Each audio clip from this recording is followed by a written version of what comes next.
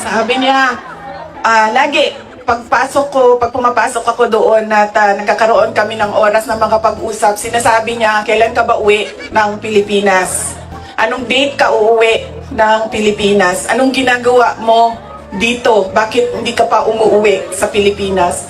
Sinasabi ko sa kanya, inaayos ko lang yung sistema dito at pagkatapos inaantay ko yung mga kapatid ko na pumunta dito. At sinabi niya, ito din, may patama din or diretso din, bullseye din sa edukasyon. Sabi niya, sabihan mo si Paulo na okay lang ako. At huwag siyang pumunta dito hanggang hindi matapos ang eleksyon at maging congressman siya ng 1st District ng Davao City.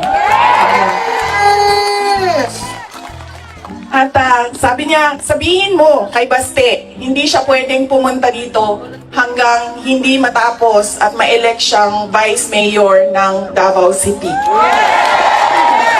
Ito ang pinakamatindi dahil pinagtatawanan namin siya sa group chat namin. Kaming magkakapatid 4, meron kaming group chat. Dahil ang sinabi niya kay Veronica, sabi niya, sabihin mo kay Kitty, hindi siya pwedeng bumisita dito hanggang hindi siya abogado.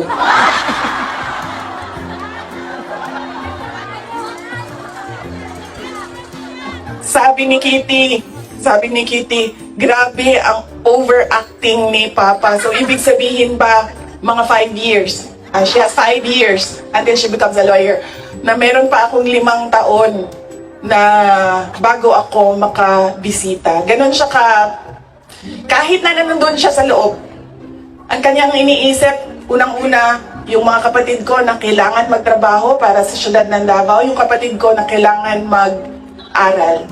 Yun pa rin ang iniisip niya. At